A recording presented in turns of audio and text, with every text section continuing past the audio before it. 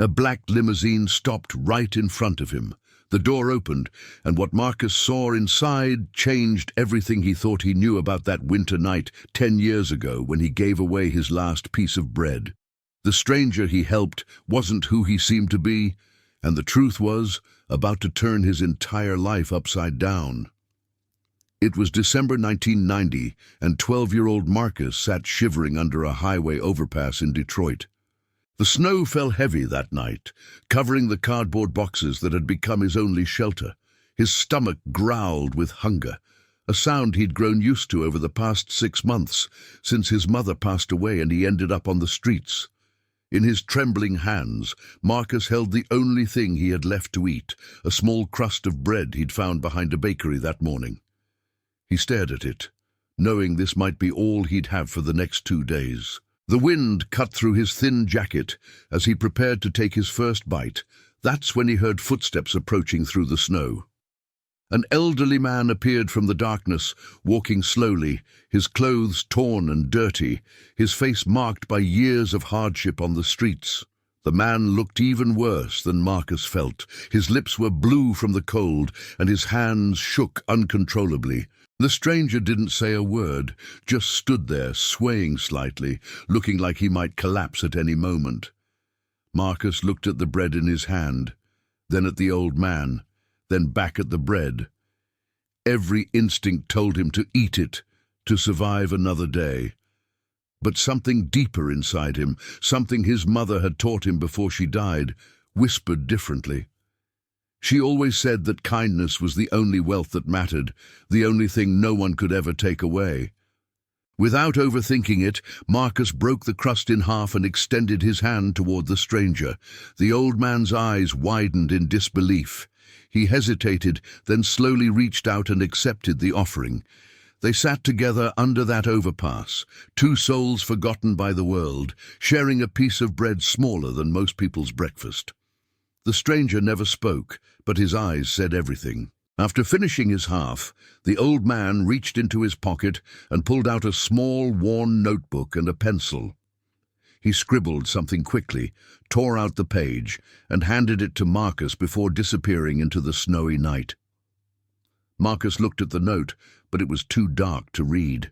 He folded it carefully and tucked it into his jacket pocket, thinking it was probably just a thank you message, and fell asleep hungry, but somehow feeling less alone. The years that followed were brutal. Marcus bounced between foster homes, worked odd jobs as a teenager, and fought tooth and nail to finish high school. He worked night shifts at gas stations, cleaned office buildings at dawn, and studied whenever he could find a quiet corner and enough light. By the year 2000, at 22 years old, Marcus had managed to get himself a small apartment and a job as a maintenance worker at an office complex in downtown Detroit. It wasn't much, but it was honest work, and he was proud of how far he'd come from that scared kid under the overpass. On a cold December morning, exactly 10 years after that night, Marcus was fixing a broken pipe outside the building where he worked. His hands were covered in grease, his uniform stained, but he worked with focus and determination. The morning traffic rushed by, people in expensive suits walking past without noticing him, just another invisible worker keeping the city running. Then, everything stopped. A sleek black limousine pulled up to the curb right in front of him, completely out of place on that ordinary Tuesday morning. The driver stepped out, walked around, and opened the rear door. Marcus wiped his hands on his uniform, confused, thinking maybe they needed directions or had the wrong address, but what happened next froze him in place. An elderly man stepped out of the limousine, impeccably dressed in an expensive suit, but Marcus recognized those eyes immediately. They were the same eyes that had looked at him with gratitude 10 years ago under a highway overpass. The same stranger he'd shared his last piece of bread with. But this man didn't look homeless anymore. He looked like someone who owned half the city. The stranger walked directly toward Marcus, a slight smile on his weathered face. Marcus stood there, speechless, his mind racing to make sense of what he was seeing. The old man extended his hand for a handshake and finally spoke. His voice was strong, clear, nothing like the broken man from that winter night. He introduced himself as William Harrison, and those two words hit Marcus like a freight train. William Harrison. The name was legendary in Detroit. The real estate mogul, the philanthropist, the man whose face appeared on business magazines and charity event banners across the city. Marcus stammered, trying to form words, trying to understand how the homeless man he'd helped could possibly be this person standing in front of him now. William smiled and explained everything.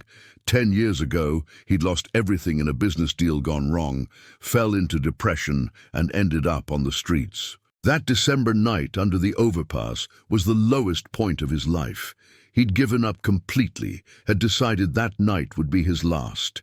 He'd stopped eating, stopped trying, just waiting for the cold to take him. Then a 12-year-old boy with nothing gave him half of his last piece of bread. That simple act of kindness from someone who had every reason to be selfish, who was suffering just as much if not more, reminded William that humanity still existed. It gave him a reason to keep fighting. He spent the next week thinking about that boy, about the choice he'd made to share instead of survive alone. That memory became the foundation William used to rebuild his life. He started over, worked his way back up, and eventually reclaimed everything he'd lost and built an empire even larger than before. But he never forgot Marcus. He never forgot that piece of bread or the lesson it taught him. William had spent the last 10 years searching, using every resource at his disposal, tracking down that homeless boy who'd shown him kindness when the whole world had turned its back. He'd checked shelters, foster care records, school enrollment lists, employment databases, everything. And finally, after a decade of searching, he found him. Tell me in the comments, would you have shared your last piece of food with a stranger? Have you ever experienced a small act of kindness that changed your life? Drop your story below, and if you're enjoying this, hit that subscribe button, because what happens next will absolutely shock you. William reached into his jacket and pulled out an envelope, thick and official-looking. He handed it to Marcus, whose hands were shaking so badly he could barely hold it. Inside was a document, legal and binding, transferring ownership of a fully paid apartment building in a good neighborhood directly to Marcus. No strings attached, no loans, no tricks. The building was his, generating enough rental income that Marcus would never have to worry about money again, but that wasn't all. William also handed him a business card with a job offer to work in his real estate company, not as maintenance, but in a management training program. He wanted to teach Marcus the business, wanted to give him the tools and knowledge to build his own empire if he chose to. William explained that he wasn't doing this out of pity or obligation, but because that night, 10 years ago, proved what kind of person Marcus truly was. Someone who thinks of others even when he has nothing. That kind of character, William said, was rarer and more valuable than any business degree or family connection. Marcus stood there in his grease-stained uniform, holding documents that represented a completely different future, and tears started streaming down his face. He thought about his mother, about the lessons she'd taught him, about all the nights he'd gone hungry, all the times he'd wanted to give up but kept pushing forward. He thought about that piece of bread and how close he'd come to eating it all himself. One decision, one moment of choosing kindness over survival, had just changed the entire trajectory of his life. William placed a hand on Marcus's shoulder and told him one more thing. Inside that notebook page he'd given Marcus 10 years ago, the one Marcus had kept in his wallet all these years but never really looked at closely, was a message. Marcus pulled out his worn wallet and carefully unfolded the yellowed paper he'd carried for a decade. The writing was shaky but clear. Your kindness saved my life tonight. If I survive this, I will find you. I will repay what you gave me, not in bread, but in opportunity. Remember, the smallest acts of love create the biggest miracles. Thank you for reminding me why life is worth living.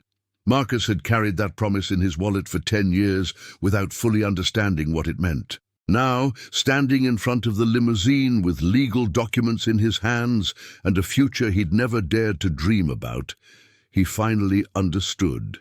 The stranger he'd helped wasn't just any homeless man. He was someone who kept his promises, someone who understood that true wealth isn't measured in dollars, but in the impact we have on each other's lives. William invited Marcus to get in the limousine. They had much to discuss, plans to make, paperwork to finalize. But first, William wanted to take Marcus somewhere special. They drove through the city, past the office buildings and corporate towers, past the neighborhoods where Marcus had struggled to survive, until they reached the highway overpass where it all began. They stopped the car and stood together in the exact spot where a 12-year-old boy and a broken old man had shared a crust of bread on the coldest night of winter. William pointed to the spot and made Marcus another promise. They were going to build something there, something that would honor that moment and help others the way Marcus had helped him. Within a year, they constructed a shelter and community center at that very location, offering food, job training, and second chances to anyone who needed it. They called it the Bread House, and it became one of the most successful rehabilitation programs in Detroit, helping thousands of people get back on their feet. Marcus's life transformed completely. He moved into a beautiful apartment, started his management training, and discovered he had a natural talent for business and working with people. Within 3 years, he was running his own division of Williams' company. Within 5 years, he'd launched his own charitable foundation focused on helping homeless youth. The boy who'd once slept under bridges was now the man opening doors for others who'd lost hope. But Marcus never forgot where he came from. He kept that grease-stained uniform in his office as a reminder of the journey. He kept that piece of notebook paper framed on his wall where he could see it every single day. And every December, on the anniversary of that night, Marcus would return to the highway overpass not in a limousine, but on foot, carrying bags of food and warm clothes to distribute to anyone who needed them. The story of Marcus and William spread throughout Detroit and eventually across the country. News outlets covered it, calling it a modern-day miracle, proof that kindness always comes back around. But Marcus never saw it that way. He didn't share his bread expecting anything in return. He did it because his mother taught him that our humanity is measured by what we do when no one is watching, when there's no reward, when helping others costs us something we can't afford to lose.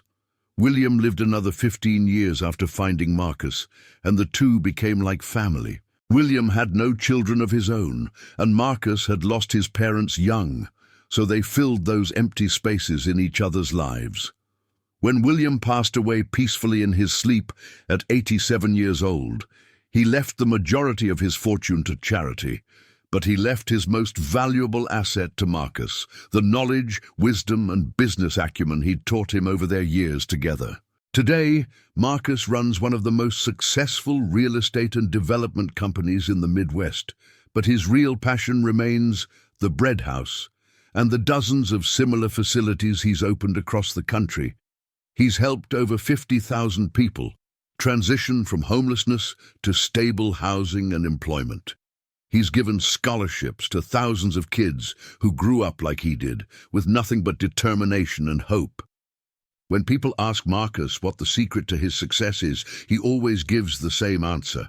It wasn't luck, it wasn't connections, it wasn't even William's generosity, though that certainly helped.